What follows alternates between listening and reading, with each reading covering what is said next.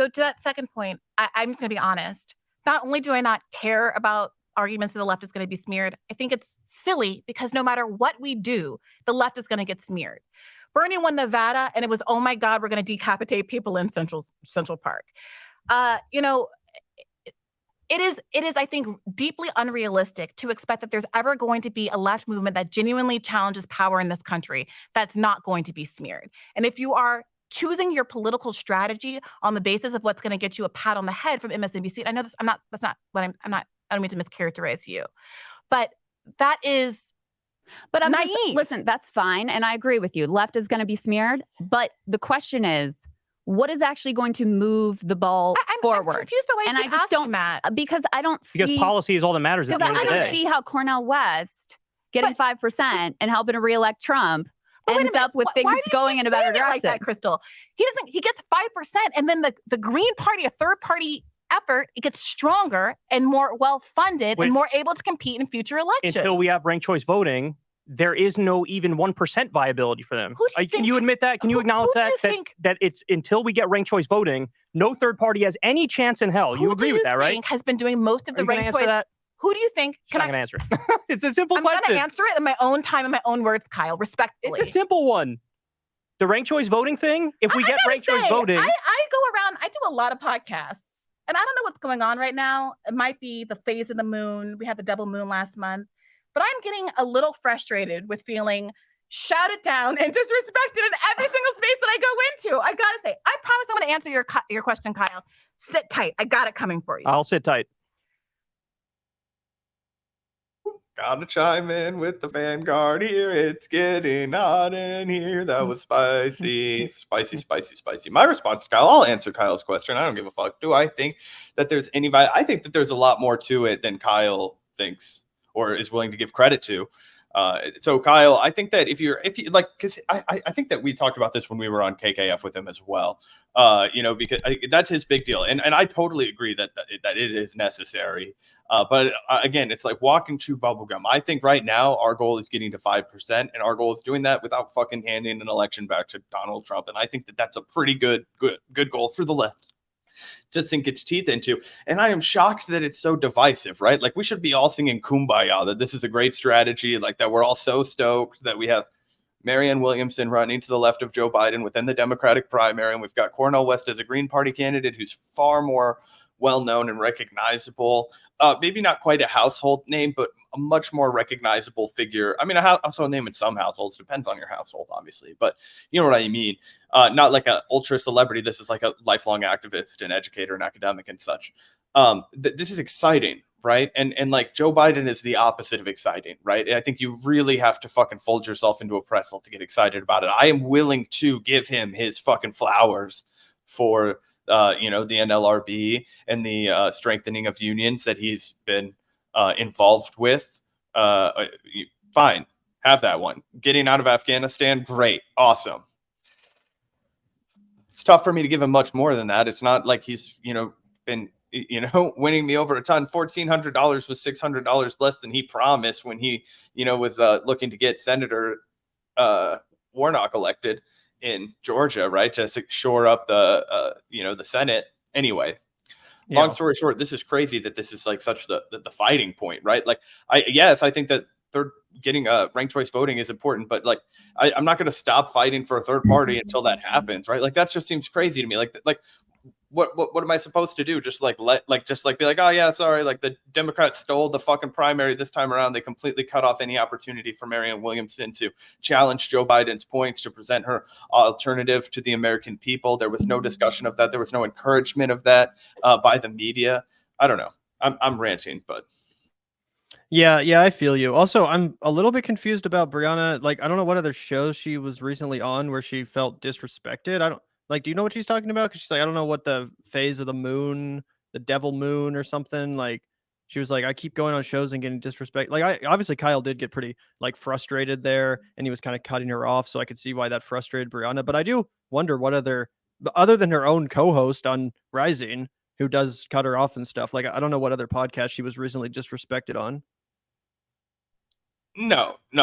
I have no idea. I like I said, maybe it was something that like we don't watch. That I mean, I can't say for sure. I feel like it's something that we would have commented on if there had been like a fiery exchange on like Bad Faith or Rising or, some like, podcast that falls under our umbrella of things we discuss. Yeah, Mercury's in retro. My girlfriend always says that shit to me, and I'm like, I don't know anything about the star signs and astrology, but like one time my check engine light came on and I had like to replace my transmission module. My girlfriend's like, oh my god, Mercury's in retrograde, blah blah. I'm like, that shit just makes me more frustrated when people start saying that. Like, it's like when people are always like, Zach, you're such a Capricorn. I'm like, you would say that no matter what the fuck my star sign was. Like, people go, oh, you're such a Libra or you're such a Taurus or like whatever. Like, it doesn't fucking matter. They'll just tell you that if you have that time. But I know some people That's really exactly like it. What a Capricorn would say.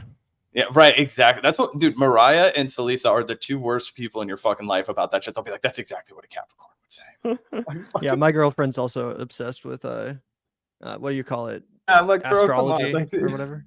But I think it's fun. I don't know how much I believe in it, but I still think it's fun. Anyway, I genuinely don't know if anyone wants to, mention or like bring up an example about, like Brie was saying, like she's like, I don't know what it is. Every time I go on a podcast, I get shouted down and disrespect. I genuinely don't know which podcast episode she's talking about, because we pretty much, cover her podcast appearance over here, and I don't know. I'm not sure that I'm not sure we watch everything, right? Like, that's what I mean. It's probably just like, I don't know, some show where, she's probably got I don't know. It's not like, probably like a little bit removed I don't from care. that too. I don't care. And I don't think she was like, didn't have the right to express that. I think that she was kind of being disrespected. Kyle was like talking over her and not really letting her talk. So I'm not going after her. I'm just genuinely interested. We'll let this play on. Who do you think has been doing the bulk and the best funded ranked choice voting advocacy in terms of getting on ballots and getting it passed in the United States of America? Third-party voters. The Libertarian Party. Yeah. Because unlike the Green Party, I'm no fan of the Libertarian Party, but for obvious reasons, they were enormously better funded than the Green Party. And they, as a consequence, have been able to make much greater gains and actually getting ranked choice voting passed around the country. What I'm saying is that there's a tangible material benefit to getting more money for a Green Party, whatever third party happens to be. But right now, all we have is the Green Party for obvious reasons. Getting them more money to do the work across the country to advance third parties, ranked choice voting rather, is exactly the goal that you're articulating. So yes, I do see a direct connection between your goal, your stated goal of getting ranked choice voting and voting for the Green Party. You know who's not going to fight for ranked choice voting? The Democratic Party. Here's my point. There's not even a 1% chance or a 0.1% chance of Cornel West winning unless or until we get ranked choice voting. So I have to be honest, I feel like it's self-disenfranchisement to really like put all your effort into third parties before we get ranked choice, putting the cart before the horse, in my opinion. That's my point. And on the issue of Democrats versus Republicans, we know either the Democrat or the Republican is going to win.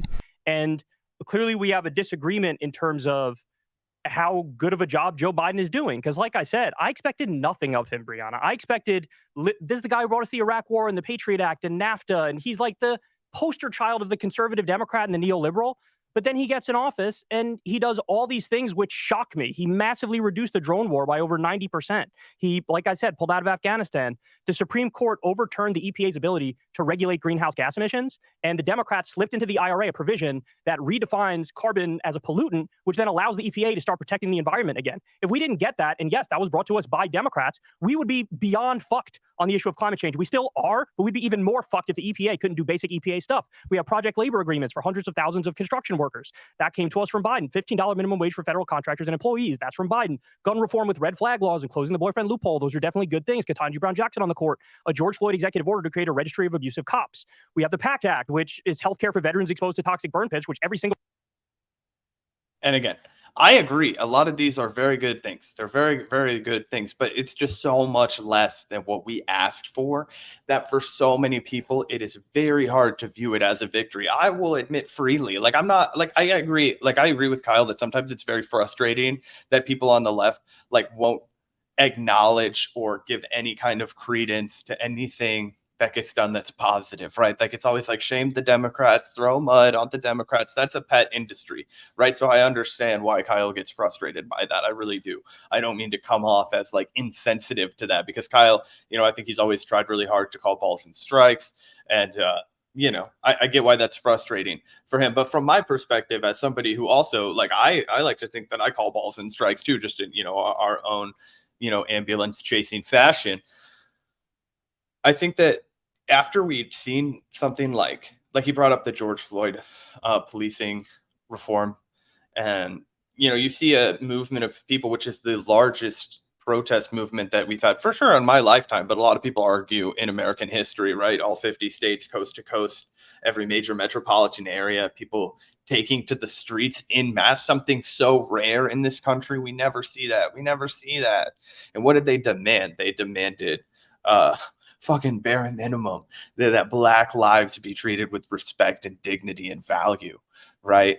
And that we reform the vicious police state, right? That we end broken windows police tactics, that we reform our prison system, that we defund the militarized policing, right? So that the things that Joe Biden has done in response to that do not make up for the fact that he, demeaned, some of the most respected Black activists in America on a leaked phone call, right? So it's hard for people to, consider something like the George Floyd policing bill like a victory, even though like Kyle includes it in his, list right here, which is just like, I think it's a matter of a difference of perspective. Again, like my perspective is it's like, that's not good enough. Like, yes, by Kyle's barometer, which he expected nothing. If your floor is nothing from the Democrats and only bad things from Republicans, then yes, Joe Biden did exceed that with these, measures that he's taken. But particularly when it comes to an issue like policing, like they did meaningfully and like basically nothing on that front after it was, just demanded by everyone. So it's hard to consider that like a W for the left, even though it was like incrementally like a reform bill. Republican voted against. He added 800,000 manufacturing jobs. I didn't expect any of these things. So when I talk about Biden the way I do is because none of these things were on the menu and we got them. So now when I look at the fact it's either going to be Trump or Biden, a standard generic Republican or standard generic Democrat, the way I feel now versus the way I felt in the past is like, oh, this is definitely way better. If you asked me in 2019 or 2020, I'd be like, I don't know, man, flip a coin. 52% maybe a Democrat's a little bit better than a Republican. Now I'm looking at it like, it's not even close. One blows the other out of the water. And all I care about is the policy. And when we have all these policies, I mean, we have a 15% corporate minimum tax rate now. That is not something we had previously. You'd have corporations paying nothing in taxes, or they'd even get a negative tax rate, which is a subsidy effectively from the taxpayers. These things are not nothing. We have a 1% tax on stock buybacks. They're cracking down on wealthy tax cheats. Like all these things are very good. They're objectively good. So do you agree that Biden is better than what we expected on the left? Maybe you've already set your expectations on the ground, and it seems like he's surpassed your expectations. He has not surpassed mine. I don't know what you want me to say. But he's not better than what you thought? No, he's not better than what I thought he would. Really? No. So you expected to be better than I did, for sure. I expected him to. Well, I didn't really expect him to fulfill his campaign promises, but I'm not going to pat him on the back when he so flagrantly lied about them. No. But let me ask you a related but different question. I mean, how do you assess the difference between a Trump and a Biden? Acknowledging that, I mean, I think you would acknowledge it's not, Cornel West is not going to be president. I'm going to be honest with you. If it's about convincing me how Briahna Joy Gray is going to vote, Briahna Joy Gray lives in D.C., is constructively disenfranchised, and Briahna Joy Gray also is sympathetic to accelerationist arguments. So I am not afraid of Trump, and I am not going to, I will never for the rest of my life, I don't care if I live in Pennsylvania, I don't care if I live in Georgia, vote out of fear. That's not who I am. That's not who I was raised. That's just me. And I recognize that I am radical. I recognize I'm not telling anybody to be like me, but that's who I am. So, but just to get back to the question, I mean, do you acknowledge that Biden is better than Trump? I genuinely want to know, like, how do you assess? Do you see they're like roughly I think the it depends same? on what metric they're using. There are people who will take everything that you just said and say, if Biden escalating in Ukraine the way he has been doing, missiles going off deeper, closer to Russia that are Western in origin, and the doomsday clock ticking down on world. Yeah, so this is where Briahna does lose me, despite the fact that I have been pretty sympathetic to her perspective and agree with her about the importance and urgency of pursuing the third party goal. I totally am with her with all of that stuff. This is where she loses me. I totally agree with Bird. I think accelerationism is one of the dumbest theories ever. I don't think that it has pretty much any basis in reality. It's basically just saying like we should throw the country to the wolves for 4 years in the hope that things get so bad that people just stand up and fight back and, you know, storm the frickin' Bastille or whatever. It's so stupid because we all know it's not going to happen. if it was going to have happened, then under 8 years of George Bush, then there would have been a freaking revolution. Or under the 4 years of freaking Donald Trump, then we would have got something better than Joe Biden, right? How many times does the country have to be absolutely freaking obliterated by Republicans before we realize that accelerationist theory isn't going to pan of out? Republican rule, we got Bill Clinton. Yeah, exactly. Right. It's not going to lead to some revolutionary leftist, right? Like, it's just not. And it's just, there's no like plan. It's just this kind of like, hopefully people get so desperate that they grab their pitchforks and head for the Bastille. Like I said, there's no, it's just, I just think it's dumb. I just think it's dumb. And then the other thing, which I don't think Briahna's dumb. Like, obviously, she's incredibly intelligent. But I just Smarter think than me. accelerationism. What was that? Oh, no, I'm agreeing with you. I think accelerationism is for the birds, but I agree that Briahna is probably smarter than the two of us combined. Like, right. I wasn't trying to imply that, Briahna is unintelligent. I just think that accelerationism is a faulty theory, and that it's not like there's no like proof that it works, right? So I don't buy into that at all. I also think it's foolish and just simply inaccurate to say that Biden and Trump are equally bad. And Briahna is basically refusing to admit here that one is, she's basically refusing to admit that Biden is even the lesser evil, or that she would rather him be president, which, again, I don't think that we need to be dishonest as a third party movement. I think that admitting the fact that one of the two options is a lesser evil, I don't think that actually undermines the effort or the message of the third party movement as much as some people think it does. Like, recently there's been this argument out here that if Cornel West even acknowledges that Joe Biden is better than Donald Trump, then he's completely undermining the entire message of his campaign, that he's basically saying that everyone should just vote for Joe Biden instead of supporting him, because if Joe Biden's even 1% better than Donald Trump, then obviously, that's just a lesser of evil argument, right? So people have been criticizing Cornel West for saying that. And I think that's ridiculous because, again, it's just a matter of fact. Like, we don't have to live in our little echo chamber where we're so committed to third parties being a thing that we have to bury our head in the sand and refuse to accept the obvious reality that, yes, as bad as they are, Democrats are better than Republicans. Like, it's not that fucking shocking or controversial. It's literally just a matter of fact, at least if you're voting from a progressive or leftist perspective. And again, I don't actually think it undermines the third party argument to make that admission. I really don't. I think that it's perfectly fair to say that, yes, the Democrats are the half a bowl of shit to the Republicans' full bowl of shit. That being said, we still need to fight for a third party because no one wants to eat half a bowl of shit. That's a perfectly valid thing to point out.